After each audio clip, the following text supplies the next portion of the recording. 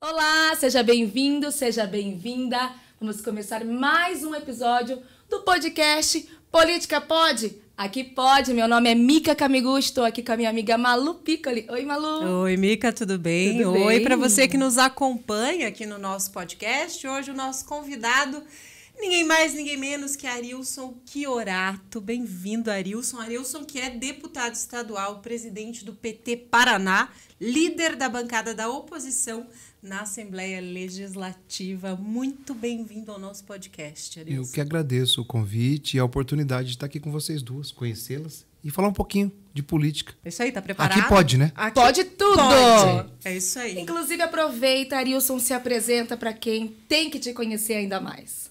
Eu sou Arilson Chiorato, deputado estadual de primeiro mandato, presido o Partido dos Trabalhadores no Paraná. Estou também como líder da oposição. Sou esposo da Jane, pai do Benício, pai do Heitor. Sou administrador de profissão, formado na Universidade Estadual de Maringá. Tenho especialização em gestão pública municipal. Fiz mestrado na área de gestão urbana. E estou na política aí há 16 anos, praticamente. Perdeu o sotaque, né? Eu não peguei sotaque. Você pegou, Mica? Não, eu acho que não. Parecido com o nosso, Já né? neutralizou, né? Mais ou menos, mais ou menos. Durante a entrevista, acho que o R vai... Vamos Eu ver. fiquei Ele é percebido. meio curiosa, assim, o que quer dizer líder da oposição? Líder da oposição é o deputado que está no processo de coordenação política dos deputados que fazem oposição formal ao governo atual. Hoje nós somos em 6 deputados, né, com a perspectiva de aumento muito grande dessa bancada. Então a gente está construindo lá um cenário que debate a política, né? Oposição não significa ser contra. Oposição significa ter um modelo de análise diferenciado em defesa do povo paranaense. As pessoas me perguntam, você é oposição ao Ratinho? Não, eu falei assim, eu sou em defesa do povo do Paraná. Se às vezes ter que defender o povo é ser contra o governador, pode me classificar como oposição. Eu dei uma olhadinha, Arilson, eu estava dando uma pesquisada, inclusive entrando aí nesse assunto que a gente está falando de oposição, do seu papel ali, né, enquanto parlamentar. Um levantamento do Estadão, olha só, que o Brasil tem 26 assassinatos por intolerância política registrados em 2022. Eu vi que você, inclusive, propôs, né, uma investigação. Conta pra gente um pouquinho essa situação que aconteceu com aquele guarda municipal de Foz do Iguaçu, que foi assassinado por um eleitor do Bolsonaro, né? Isso. A gente está num momento em que tem um clima político muito polarizado. É um clima de pré-eleição, praticamente adentrando na eleição. E uma eleição diferente das outras. Existe a presença do ódio como ferramenta política. As outras eleições, existia só disputa política. Você tinha um adversário. Hoje, a forma de condução política pelo atual governo federal usa em falas, em atos, em gestos, a incitação à violência. E algumas pessoas acabam seguindo isso à regra. É o caso do Jorge, esse assassino cruel, que adentrou numa festa de aniversário de um terceiro por ficar sabendo que existia uma comemoração temática com toalha do presidente Lula e imagens e cores do PT. Um crime bárbaro que deixou a Pamela, que é a viúva, né, um bebezinho de 40 dias e o restante de uma família com graves sequelas. Que loucura, né? O que ele alegou, deputado? O que ele falou? Eu participo da comissão que investiga isso e acompanha pela Assembleia. A gente conversou com o promotor, a gente conversou com o GAECO, conversou com a família, conversou com várias pessoas. Tudo leva a indicar que é um clima de intolerância política. Aquela pessoa que não admite que possa ter uma percepção contrária, um debate contrário, né? O que é o curioso disso? O Marcelo estava fazendo a sua festa de aniversário. Tinham poucos amigos, inclusive pessoas que eram bolsonaristas, porque tem parte da família dele, inclusive, ficou público, que tinham lá e votavam no Bolsonaro. E estavam levando isso na brincadeira. E esse Jorge estava numa festa, em um outro ambiente, num churrasco com outras pessoas, na dependência do clube. E ficou sabendo que estava tendo um aniversário com o tema do PT. Ele se deslocou, foi até lá, chegou lá com o som ligado, com música do Bolsonaro, e gritando palavrões. Provocou o pessoal que estava lá. O Marcelo saiu, a esposa do Marcelo veio e falou, olha, vai embora. Ele sacou da arma e falou, pare, eu sou policial civil, inclusive a viúva, E o que acontece? Ele foi embora e disse que ia voltar. Voltou e voltou atirando. Então, e detalhe, o detalhe principal disso tudo, não é um crime que ele praticou por não gostar da pessoa, porque ele nem conhecia. Eles nunca tinham se vistos. Isso depois da mulher do assassino e da mulher do falecido Marcelo. Ele foi lá porque ele tinha intolerância à opinião do outro. Você acha que esse fanatismo também é agravado pelas redes sociais? Com certeza. A eleição dessa vez vai vir muito mais acalorada? Com certeza. A tática, a forma usada pelo processo bolsonarista de gestão incentiva isso. A fake news, o alimento do ódio, de ações violentas, o culto à arma. E isso faz com que a gente tenha um momento muito delicado. E você faria uma festa de aniversário com o tema de Lula? Com certeza. Eu vou fazer dia 1º de janeiro, inclusive. Vou convidar você também para participar. Fazer aniversário no ano novo. Você nunca é lembrado. Nunca todo mundo comemora a vida do ano novo e ninguém lembra de você. Eu sou de 26 de dezembro, então eu também posso falar, deputado. É uma situação complicada, né? Ninguém quer saber de festa. Justamente. E não tem presente. É uma coisa triste. Não tem presente. Meu Deus do céu, Elojane! No máximo, uma coisa de pastorar uma champanhe, para comer uma fruta, mas presente romão, mas pelo menos tem comida à vontade. Né? E você é capricorniano. Isso. Você se considera e se sente, você faz jus ao Capricórnio? Justamente. Vai lá. Acho, no quê? Você é organizado, metódico? Organizado, gosta de mandar? Metódico. Mandar nem tanto, porque eu não costumo mandar. Eu sou mais mandado do que eu mando. Mas assim, na questão de perseverança, na questão de determinação, de colocar assim, ó, o meu objetivo é esse, determinação, com certeza eu sou capricorniano. É interessante. A minha esposa e minha mãe falam que eu sou teimoso, mas eu sou persistente, é diferente. Exatamente. Você também é capricorniana, então você não tem muito assim parâmetro. É resiliência, é o termo, né? Couro grosso o nome. Adilson, Couro grosso. Começou a trabalhar com 10 anos no mercadinho do seu pai, do seu avô, é isso mesmo? Isso, lá em Orizona, uma cidade pequenina que fica próxima a Maringá. Então você já realizava aquele sonho de toda criança de dormir dentro do mercado. De dormir no mercado, comer muito doce escondido. Comendo muito doce. Tomar refrigerante, a hora que o pai descuidava um pouquinho, né? Mas eu trabalhei desde jovem, porque a minha família é muito humilde. Meu pai e minha mãe estão no mesmo mercadinho até hoje. Mas isso para mim é um orgulho, né? Então eu acho assim que eu cresci trabalhando por uma necessidade e pelo entendimento do meu pai na época, que precisava de ajuda e que o filho tinha que ajudar a condução dos negócios da família. Meu pai veio de origem simples. Meu pai foi retireiro, que tirava leite ali na região. Aí depois trabalhou com meu avô, que tinha uma pequena propriedade. E quando ele casa, então ele teve que procurar outras coisas para sustentar a família que ele tinha construído, que era minha mãe e eu. Aí ele começou a trabalhar nessa questão de ter um negócio próprio. Meu avô ajudou ele a abrir num terreno que era do meu avô. E meu outro avô ajudou ele a colocar a mercadoria para começar a vender. Era um bar, era uma venda, né? Então aquele desenho de venda com os balcãozinhos, coisas penduradas. Com as linguiças penduradas ali, aquelas balanças de ferro. Tudo aquele processo. Limpar a cebola, juntar, arrumar os doces, organizar a prateleira, essas coisas eu fiz tudo. Então, tenho muito orgulho disso. Eu fiquei lá dos 10 anos de idade até os 19, trabalhando no mercado. Entregava a compra de bicicleta. Eu tenho aquela bicicleta guardada até hoje. Aquela bicicleta cargueira. Não dá para se desfazer, né? Não, tá lá Faz no parte mercado. Da história. Com certeza. E como é que você entrou na política? Da onde que veio isso? Foi quando você entrou na faculdade? Que você começou a ter contato com o diretório acadêmico? Como é que é? Como é que é a tua trajetória? Lá na cidade pequena, né, você tem muitas pessoas que você conhece que acabam fazendo atividade política. Meu pai foi vereador lá no município. Foi o vereador mais votado da história da cidade. E na época eu entrei para ajudá-lo, né? Meu pai foi muito bem votado. Aí depois ele foi tentar a reeleição, não conseguiu. Depois foi vereador novamente. Eu nunca pensei em participar efetivamente de uma eleição. Nunca disputei eleição lá, para você ter uma ideia. Aí fui para a universidade, né? Aí você tem as disputas. Grêmio e tudo mais. Perdi o centro acadêmico. A primeira derrota minha foi no centro acadêmico de administração. Perdi a eleição. Eu entrei na universidade, se eu não me engano, em 97, em 98 eu já perdi a primeira eleição já. Então, mas era muito cedo ainda, né? Aí fomos discutir política, né, fazer um debate, comecei a gostar. E aí eu fui trabalhar com um amigo meu que acabou virando deputado, que era professor meu na época, o deputado Enil Verri. E aí me filiei ao PT, né? Tentei me filiar em Orizona, o pessoal não aceitava me filiar no PT lá, porque meu pai tinha sido vereador de outro partido, porque a gente tinha um mercado e tal. Aí depois acabei indo para Maringá e comecei a fazer a militância. Aí voltei para a cidade, fui tentar disputar uma eleição municipal lá em Orizona, não consegui por conta dessas questões de política local. Mas, assim, o importante é que a gente conseguiu avançar nesse processo. Eu entendi que a política era uma ferramenta e uma forma de a gente melhorar a vida das pessoas, e por isso eu me dediquei e acabei sendo candidato em 2014.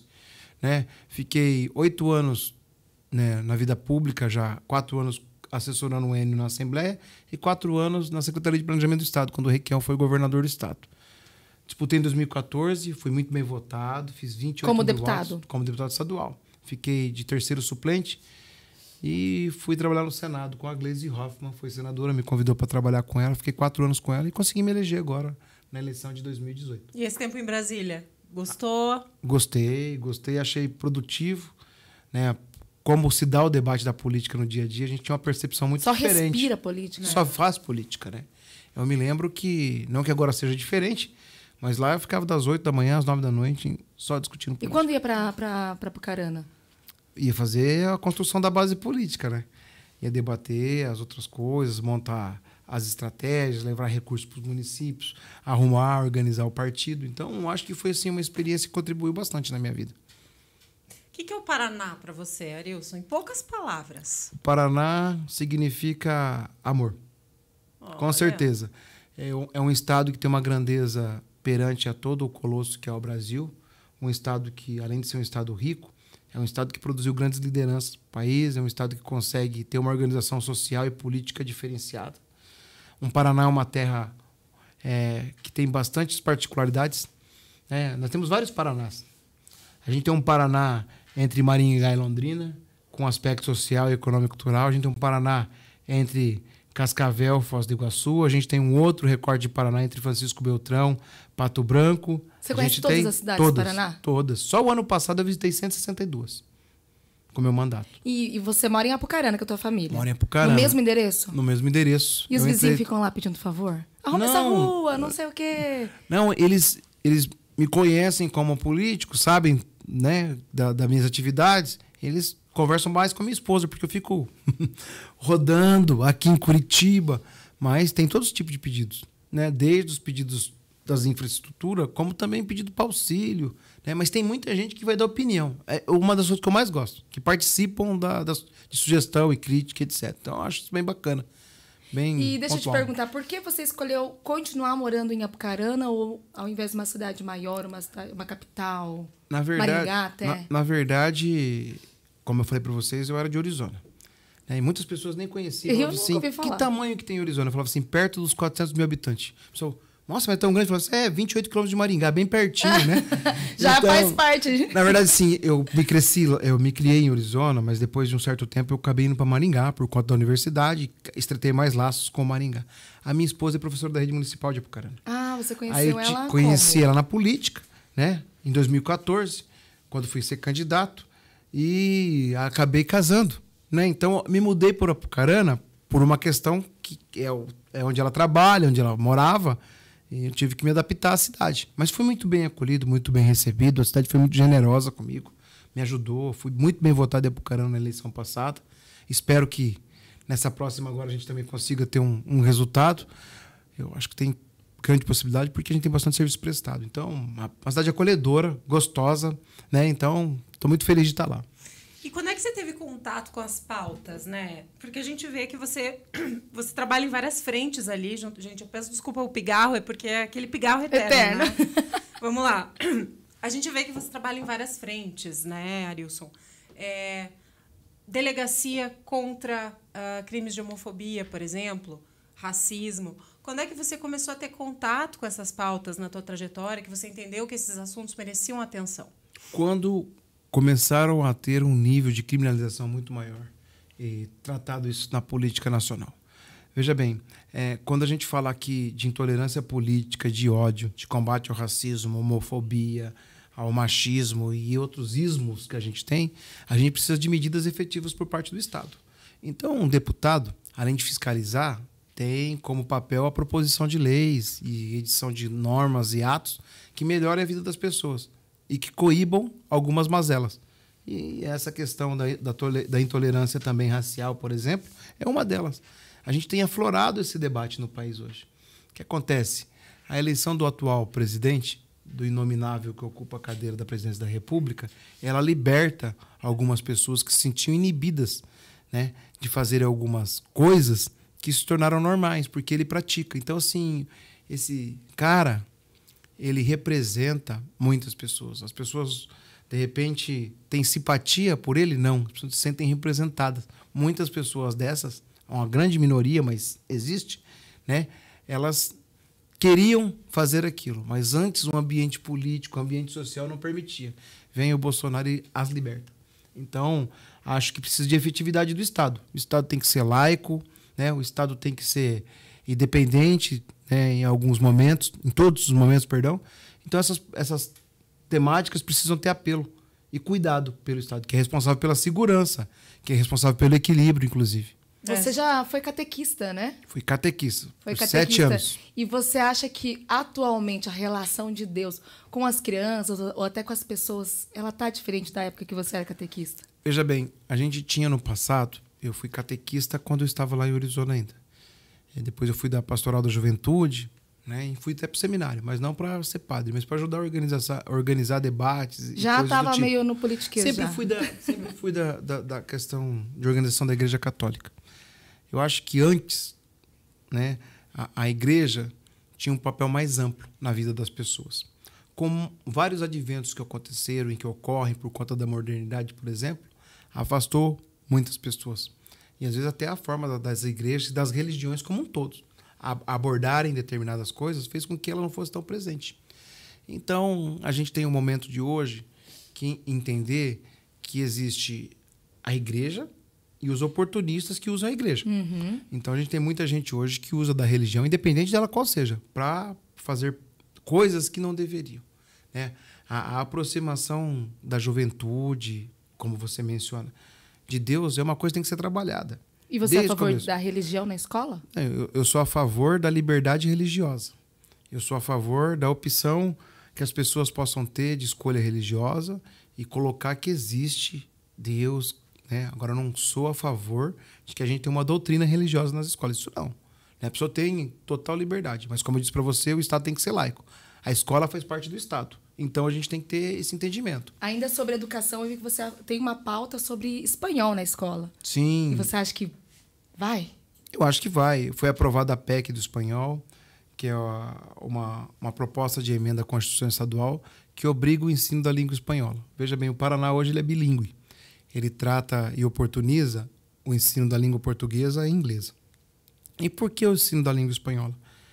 O espanhol é uma das línguas mais faladas do mundo, né? E nós aqui temos todo o continente que faz uso da língua espanhola.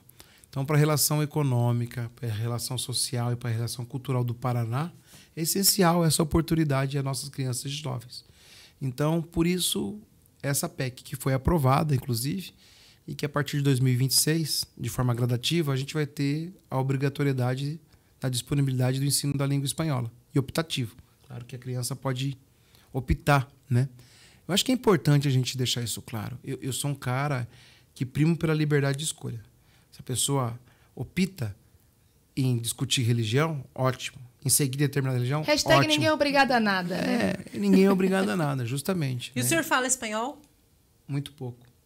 Muito pouco. Mas arranha, dá aquela... Às vezes. Se vira bem. Se vai pra Argentina, consegue... Comprar um vinho.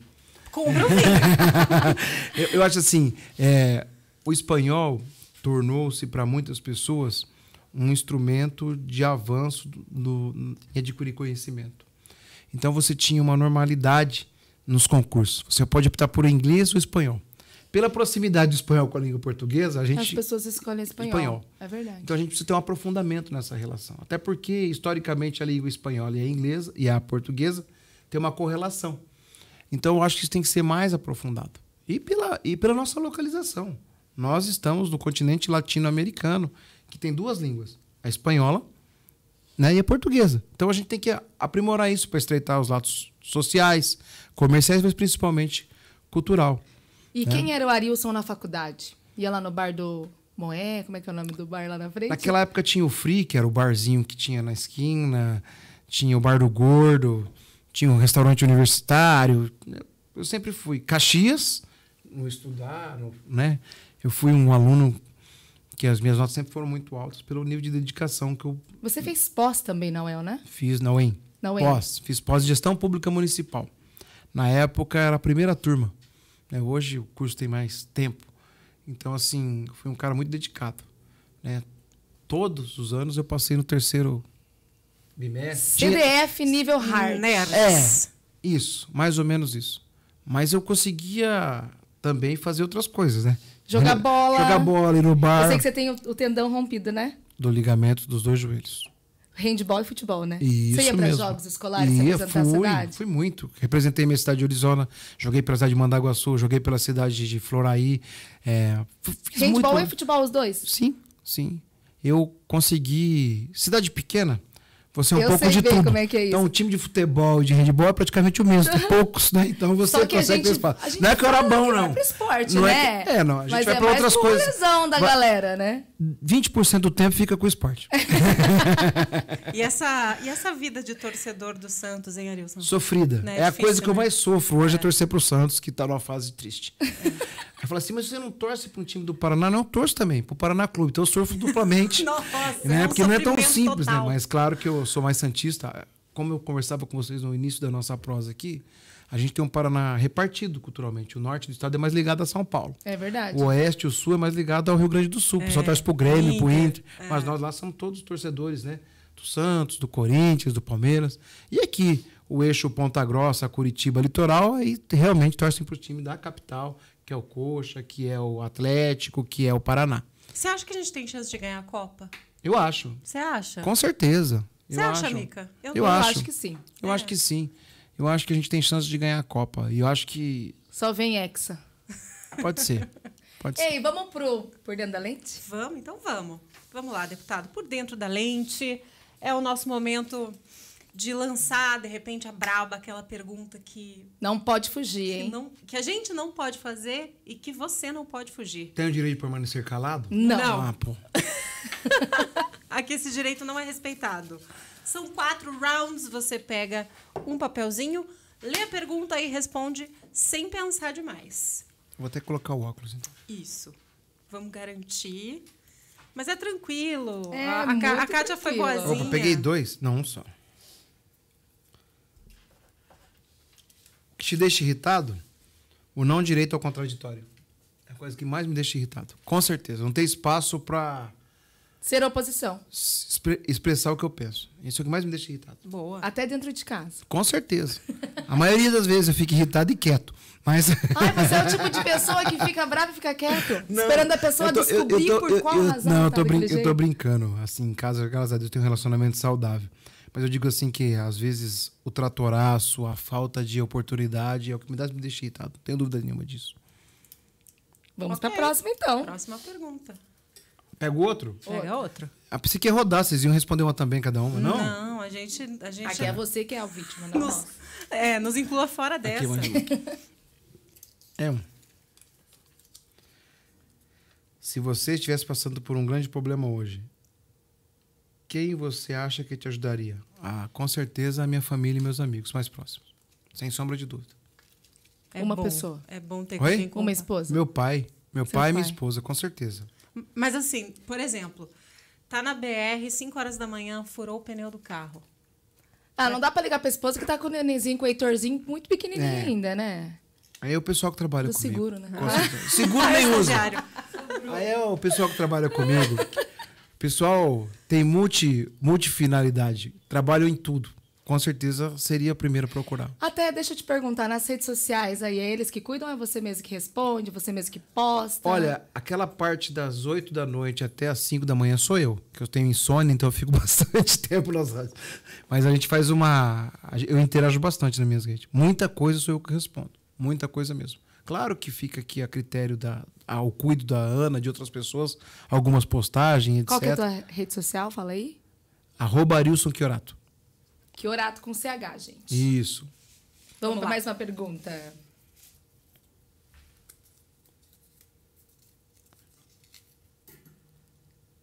Qual o melhor horário do dia pra você? Amanhã. Das 8 às 5.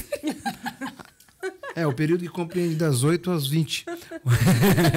Não, mas é amanhã, com certeza amanhã. É assim, onde eu tô mais lúcido, mais calmo.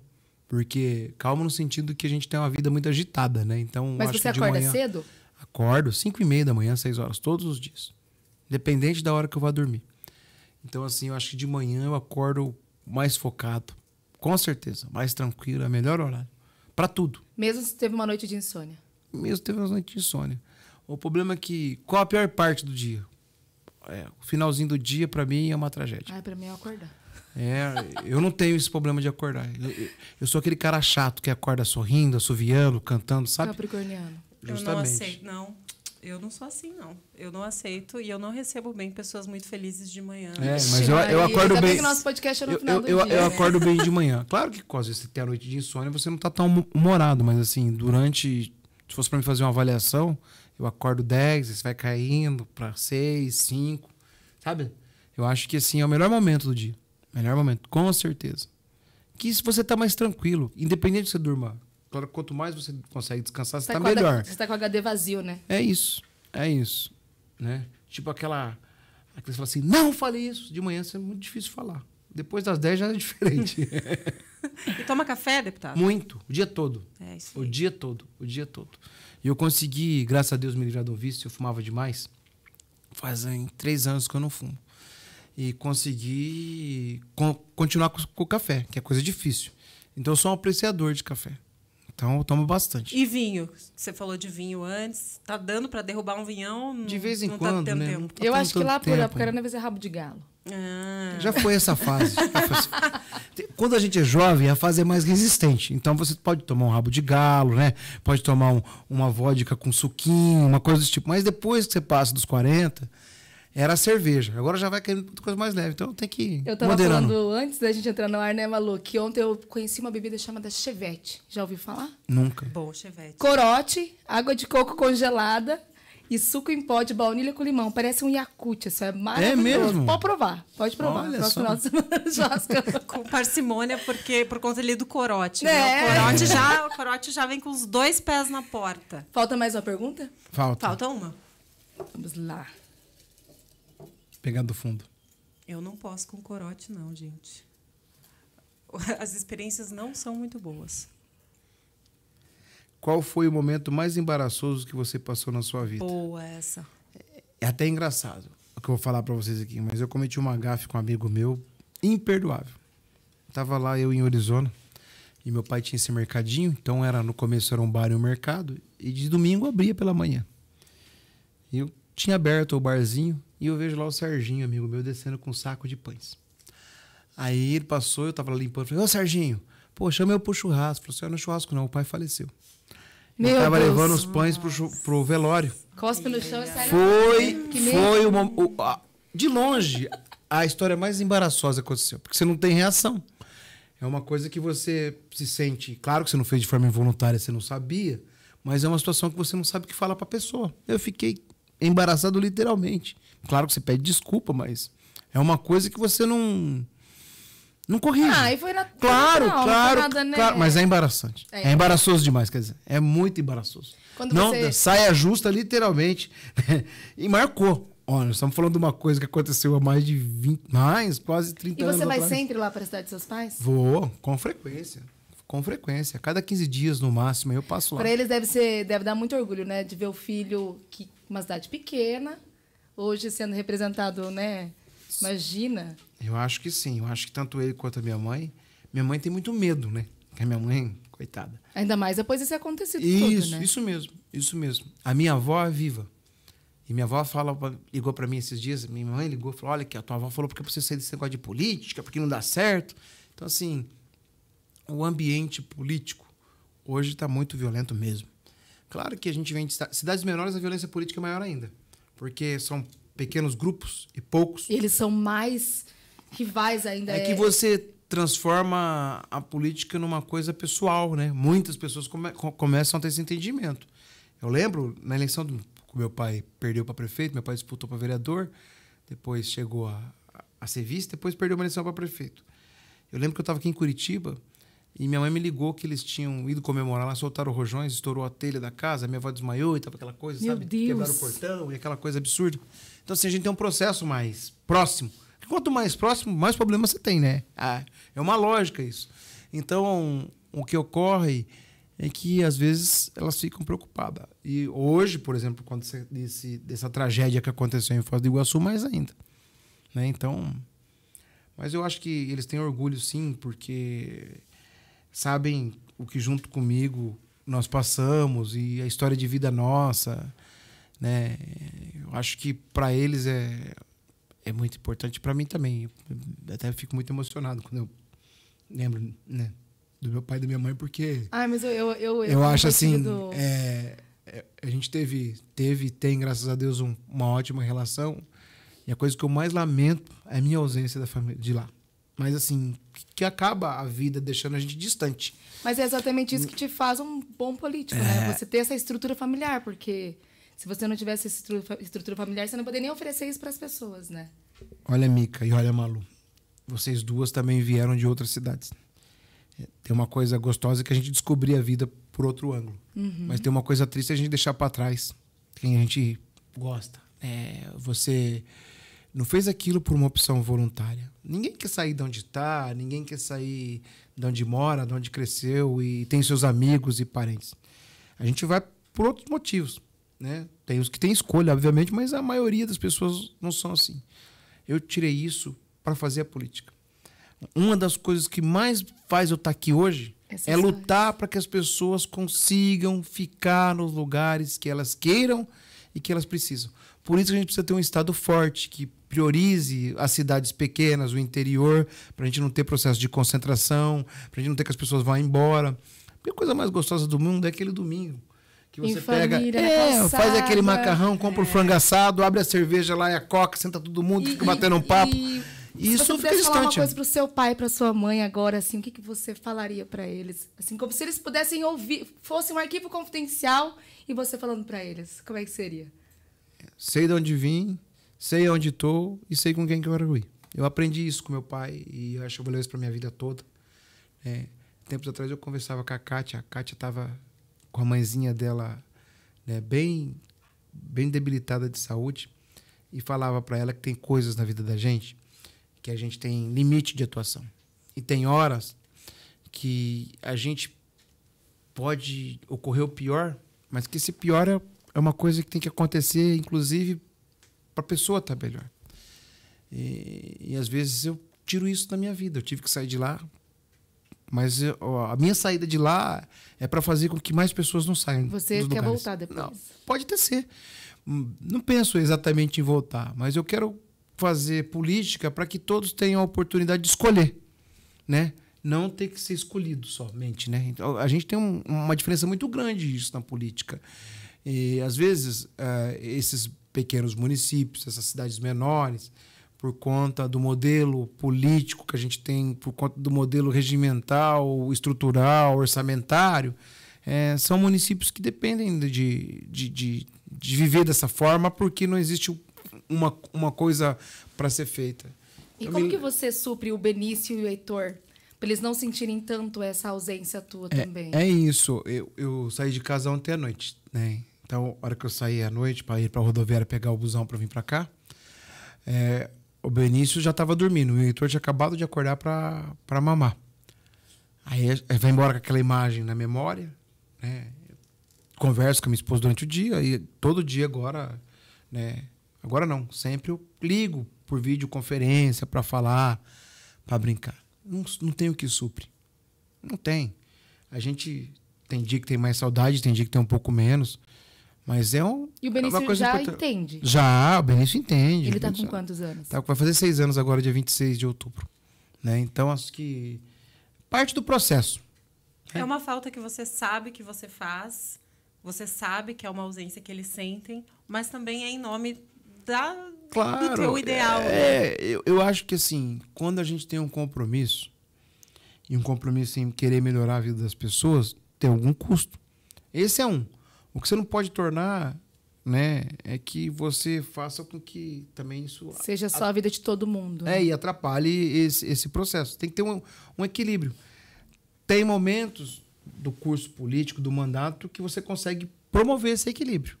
Mas quando você chega próximo ao processo eleitoral, contra alguns debates mais acalorados, isso toma mais tempo. Mas a política, você está mandatário. Eu tenho isso como um tempo. Até porque eu sou contrário à permanência de vários mandatos e coisas do tipo. Né? Então você acha que tem um prazo de validade? Com certeza. O meu e de todo mundo. Eu acho que assim, tem que ser um estágio transitório para você permitir a oxigenação. Na semana passada, a gente entrevistou uma pré-candidata. E a situação era inversa. No caso, foi ela que ingressou, ela que está correndo atrás, ela que está nas viagens, e é o marido que segura a criançada em casa. Se fosse o contrário contigo, Arilson, se fosse, no caso, a sua esposa, ingressando no universo político e nessa correria, nessa loucura, você ia dar conta de... O que você ia fazer? Você ia apoiar? Com certeza, se eu tivesse com a cabeça que eu tenho hoje vivenciado esse projeto todo, eu com certeza apoiaria. Porque é difícil as pessoas compreenderem o que realmente acontece na política. Só quem vive ela sabe do que eu estou dizendo agora aqui, que sabe o quanto isso é custoso. Com certeza eu ia apoiar. Não tenho dúvida nenhuma disso. Mas você ficaria em casa de boa para eu acho que a dificuldade minha seria como cozinhar. cuidar. Cozinhar. Não, cozinhar eu dou os tapas lá, consigo fazer um negocinho mais ou menos. Fome não ia passar, não. Sabe? O macarrão sai, o arroz com feijão sai. O molho branco vai até leite de coco. Vai até leite de coco, com certeza, com certeza. Só que a comida preferida dele é polenta com franguinho. É isso aí, é isso mesmo. Você quando eu conversando com a minha mãe? Ainda fiquei sabendo que dogão podrão é o teu fraco. Top. Mas você gosta de dogão assim, com purê, couve de codorna igual carioca? Como é que é o seu com purê, com salsicha, com molho de tomate, com batata palha, o tradicional. Aquele que eu comi na whey a vida toda. Quando eu fazia whey, eu pegava um busão que saía de Arizona às 5 horas da tarde, deixava a gente ir lá na whey em Maringá, ele ia pra Jandaia do Sul e voltava a te pegar meia-noite. E a aula acabava, era 15 para as 11. Então você tinha um tempo. E onde eu esperava o ônibus, de frente ao dogão. Então assim, o dogão, em determinadas regiões do estado, ele é uma coisa até... é um prato típico. Sim. Né? Isso é uma coisa bem colocada lá, assim, bem dada. Você vai vários pela... Maringá, por exemplo, tem bastante opção. Aí depois ele foi evoluindo. Ele era sem ser prensado, agora ele é prensado. Tem um mais artesanal. Eu prefiro então, prensado e... Eu aprecio bastante. Quando a gastrite nervosa me deixa apreciar bastante. Ultimamente estou comendo muito pouco. E você é uma pessoa vaidosa, Arilson? Não. Com certeza. Mas a cutis dele é muito boa pra quem tem 43, né? Vou pro 45. Então tá bem preservado. Né? É a marca da cachaça. Depois eu passo o nome pra vocês, aí ela ajuda bastante. Não brincadeira. É botox, a marca da cachaça. Não. E o que te faz morrer de vergonha alheia, por exemplo? Como assim? Vergonha alheia? Quando você vê alguém fazendo uma coisa vergonhosa. TikTok, dancinha de TikTok faria você. Exemplo, dancinha de TikTok. Vergonha alheia? Eu acho. Às vezes eu acho vergonha alheia. Mas tem...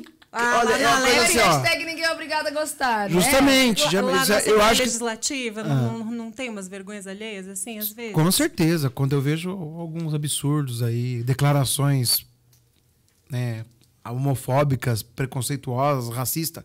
Porque agora ficou até... Tem uns que usam fazer essas declarações para ganhar curtida e like daqueles que pensam dessa forma. Isso é uma vergonha alheia. Com certeza. E você luta muito por curtida e like, Arilson? Não. Qual que é a tua relação com as redes sociais? Não, eu interajo, acompanho, fico cobrando o pessoal que trabalha comigo, né? De responder as pessoas, de interagir, de dar retorno, porque assim, vem muita coisa positiva das redes sociais. É onde você se interage.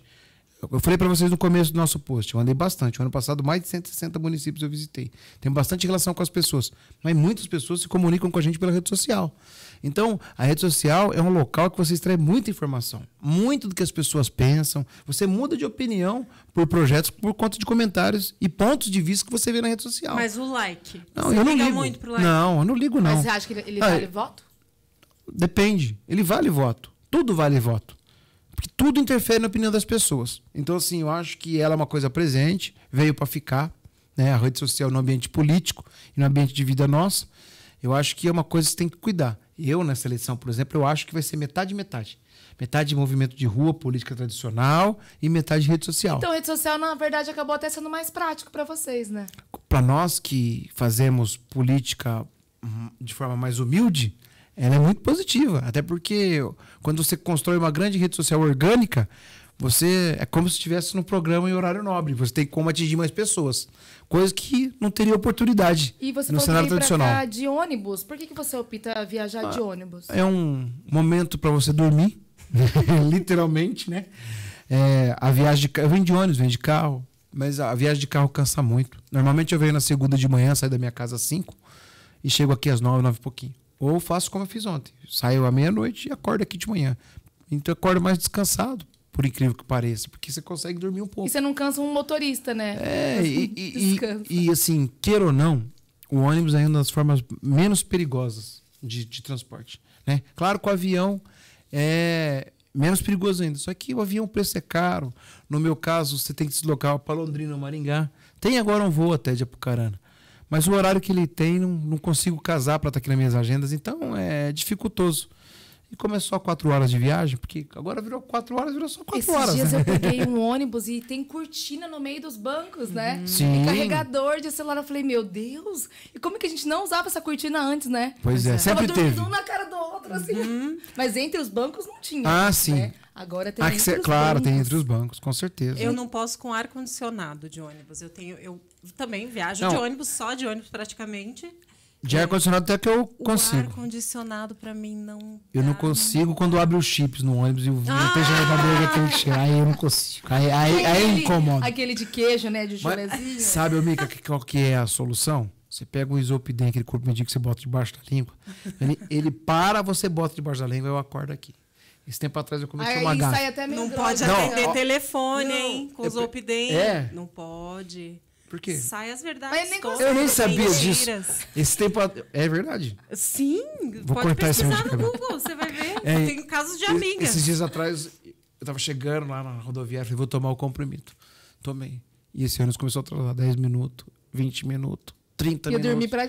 Só não literalmente dormi porque no o povo ponto. lá de Apucarana me conhece e foram lá, o ônibus tá aí, ó. Aí eu desci já correndo, abarrotado, saí do banquinho e foi pro ônibus. Então, assim, eu acho que assim, esse momento sozinho é preciso, sabia?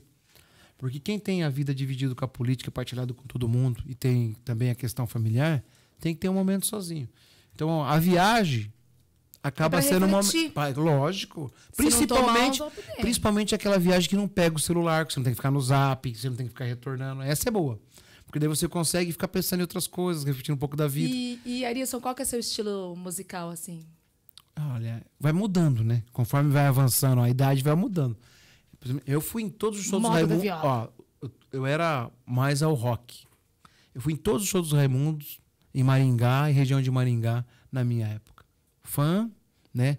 Titãs, Capital Inicial, Barão Vermelho. Brau. Sim, Legião Urbana, né? Isso sempre fizeram parte da minha vida. Depois fui também me adaptando ao sertanejo, até pela característica, né?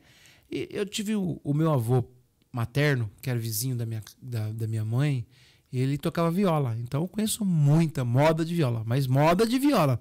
Não é algumas remendos universitários que a gente tem aí, não. Né? Só de sofrência. É raiz não. de verdade. É raiz, com E certeza. toca algum instrumento? Não toco. Nada. Tentei já tentei tocar. Quando jovem eu participei, lá em Arizona tinha um pessoal que formou uma bandinha chamada River Ride. Eu era o vocalista no Uau, começo desse processo. River Ride. Quando eu era menino, né? Mas tinha voltado ao pop rock.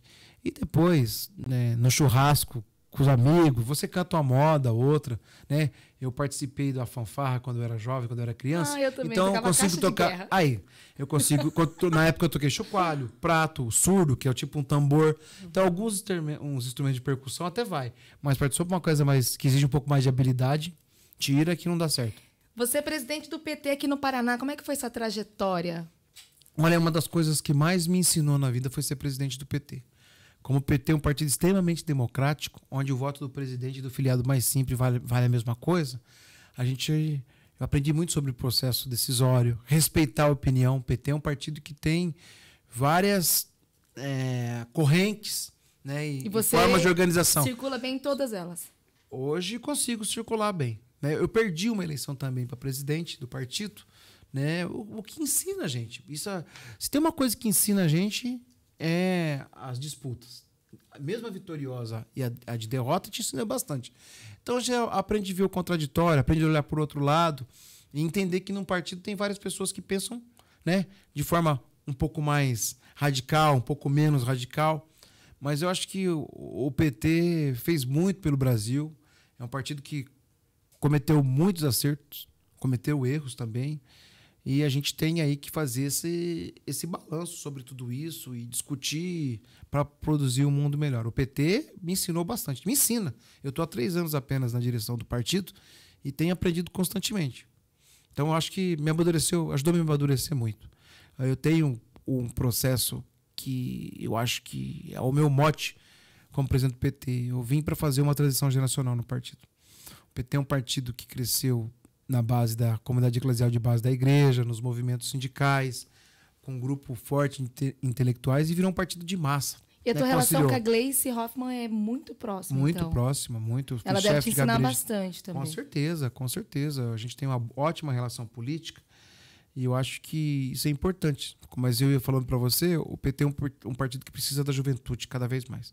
Eu sou um dos parlamentares mais jovens do partido com 45 anos, vou fazer agora. Então, isso é uma coisa que eu sempre briguei. Então, a minha meta como presidente, ajudar a promover uma transição geracional no partido. E não é de idade só, né? É de forma de pensar, de forma de entender o mundo, né? Mas eu acho que eu estou conseguindo fazer isso. É isso que eu ia perguntar. Como é que você mede essa temperatura? Como é que está a participação do pessoal mais... Pelo nível de participação, pela organização das candidaturas. Vamos ter várias candidaturas de público jovem, feminino. Eu defendo a igualdade, que o partido tenha 50% de mulheres e 50% de homens nos seus quadros, inclusive nas suas candidaturas. Porque eu acho que a gente precisa trazer a mulher para a política. Né? A mulher tem uma vantagem muito grande sobre o homem, de apurar a realidade, né? de ter mais empatia para determinadas situações, tem sensibilidade e tem uma história de luta. Olha, a gente viveu num ambiente machista, vive num ambiente machista. Para você ter uma ideia, o trabalho da mulher em casa nem era reconhecido, quiçá remunerado. Então a gente tem uma dívida histórica que precisa ser corrigida, de participação feminina. Então isso tem que ser debatido. Eu sou o presidente, com certeza, do partido que mais defende isso. Não que os outros não defendiam. Né? Claro que defendiam. Mas eu sou um presidente homem. A Gleice foi presidente do partido mulher. Então, assim, eu defendo isso. Estou organizando o partido para ter essa percepção. O PT vai ter mais mulheres candidatas do que o percentual que é exigido por lei. Por um entendimento de partido. Porque eu acho que tem que ser dividido o espaço. É uma luta bem extensa, né? Porque você entender que a mulher, que ela é sempre dentro de casa, ela vai ter mais dificuldade que o homem, querendo ou não. Claro. E assim, tudo que ela for fazer. Historicamente, há uma barreira para cada luta que ela tem que fazer. E a gente tem que entender isso. Por isso que é importante dar protagonismo. Não adianta você só defender. Você tem que criar política pública para que a mulher participe. Que ela esteja presente. Até para a gente ter, de fato, a democracia. Você tem uma irmã, né? Tenho uma irmã. Ela também é ligada com a política ou não? A minha irmã participou do processo de política. Minha irmã é formada em filosofia e assistente social, mora em Arizona. Então, assim, tem muito debate político. Ela não é afiliada, militante política, mas é uma mulher que debate política bastante, inclusive, né? Mas até pela formação dela, né? É natural que acontecesse com isso. Com certeza. Né? E também por um pouco pela vivência, né? Teve o pai, agora tem um irmão envolvido nisso, né? Então ela acaba discutindo, né? Às vezes o churrasco do final de semana, a política está presente. Meu Deus, por mais não que a gente o tempo todo, né? Não o tempo todo, mas por mais que a gente, né, tenha. E esses ambientes próximos à eleição, você tem, né? A briga da família, né? Aquele que sai do grupo do WhatsApp e depois volta, né? Você já teve briga na família por causa de política? Já, várias vezes. Saiu do grupo também? Não, porque o tempo que eu brigava mais não tinha o WhatsApp, né? É uma coisa mais recente na minha vida, né? Tinha o Orkut, né? Tinha desfeito a amizade no Orkut, com certeza, né? Bloqueava no Messenger. Vocês chegaram a ter Messenger? MSN ou não? Sim, eu era da época desse aqui. Já bloqueei, com certeza, já bloqueei. Então era um tempo mais rebelde. Eu mandava aquela indireta ainda no nome, né? Colocava no nick. O apelido, colocava, isso. Fazia dessas. Com aquele versinho, né? E assim, quais sonhos ainda você não realizou? Olha, eu acho que tem vários. O principal sonho meu, né? Eu acho que esse daqui é um dia falar assim, eu fiz minha parte e consegui melhorar a vida das pessoas. Isso eu não realizei ainda. Porque acho que é uma coisa que, né, posso ter contribuído em alguns momentos e algumas coisas, mas eu acho que eu tenho que avançar bastante nesse projeto, né? Eu, assim, vejo que a hora que eu conseguir contribuir, porque as pessoas não estejam na rua passando fome, como a gente vê hoje aí, com esse monte de gente, né? A hora que a gente consiga ter uma coisa mais justa, eu acho que vou estar realizado. Talvez eu não consiga ver isso. Talvez eu morra Mas você não acha que frustrado. isso é muito utopia? Não, com certeza não. Um sonho mais... Não. Seja seu. Olha, eu sonho em ser governador do estado. Se eu Não sempre tem jeito, sonhei. ele não sai da política. Não, mas é por onde Eu achei que você ia falar, levar minha mulher pra Paris. Viajar pra Viajar meus filhos pra Maldivas. Disney. Sei lá, alguma Olha, coisa mais familiar. Eu assim. até acho que para os Estados Unidos seria difícil eu ir, inclusive por concepção política, ideológica. Mas, Mas esquece brincadeira. isso. Não, eu assim, claro que eu tenho sonhos com família, com tudo isso, mas perguntou assim, quais os principais sonhos? Eu sonho com a eliminação da fome. Eu sonho com isso, não é utópico. Não é utópico. E eu acho que se um dia eu conseguir catar o orçamento do Estado e virar para que as pessoas, pelo menos, possam não morrer de fome no Paraná, pode ser que eu realize o principal sonho. Eu acho que esse é o momento do isso ou aquilo, né? Eu também acho. Acho que é perfeito pra agora. Ou isso. Explica o que é isso. Que é isso. Isso é rapidinho. Tem que responder, Marcelo. É isso. Ou isso ou aquilo. Ou aquilo. Bate pronto? Yes. Tipo bate pronto? Tipo Isso. um ping-pong. Perguntas rápidas, uma opção, não tem muito erro. Fica tranquilo, vai dar tudo certo. Vamos lá? Eu Vamos começo? lá, pode começar. Olha só. Obra de infraestrutura ou um programa social? Programa social. Compra online ou compra em loja física? Compra em loja física. Manifestação pela internet ou uma manifestação na rua? Tem como fazer juntos? Tem que escolher uma. Na rua. Um ano sem TV, um ano sem internet. Um ano sem TV. Essa é difícil, hein? Socorreiros paranaenses sem teto ou sem terra? É meio relativo, né? Porque normalmente os sem terra são sem teto também e vice-versa. Então você escolhe sem teto. É. Domingo chuvoso na cama ou no shopping? Na cama. Defender bandeira política do partido, mesmo sem concordar ou se rebelar e trocar de sigla? Defender a bandeira do partido. Olha E mais uma, Burquinha ou Betts? Burquinha. Eu tenho essa unha aqui até hoje com sequelas de burquinha. Era furada de tanto jogar Nossa, já burquinha. não tem mais isso, né? Não. Vai ter que ensinar Não, seus filhos. E Betts eu consegui uma proeza. Cara, eu eu já amo jogava Betts, não tinha a Betts tradicional, que sei lá, comprava. Então arrancava uma balaústa da cerca e pegava a bolinha. E eram as colocava melhores aquela ainda, a né? lata de óleo, óleo de soja, que era de metal. Mas você Um prefere belo ficar dia, na bolinha ou no taquinho? no taquinho. Um belo dia, o menino jogou e tinha uma menina chamada Lucimara. Hoje ela trabalha numa padaria em Maringá. Encontrei ela esse tempo atrás. Eu peguei a Betts e fui pra trás. Pegou em cima do supercílio dela, tinha a ponta do prego, abriu o Ai, supercílio meu dela. Deus do Ela céu. tem os pontos aqui até hoje. Cheguei lá na padaria em Maringá, aí eu tava olhando ela olhou pra mim, aí eu olhei pra ela assim, falei assim, essa é o tipo da pessoa que nunca me esquece na vida, né, coitadinha? Lucimara tem memórias vivas. É, mas a Betts... Ela vai falar, você quer um cacetinho? Quer o pão, né? Mas não existe mais esse tipo de brincadeira. Por quê, Olha, né? não existe Deveria, o carrinho né? de rolimã, a Betts, a burquinha, Pipa. o passanel. A Burquinha, pipa, gente. O que a é pipa, burquinha? Burquinha é bola de gude.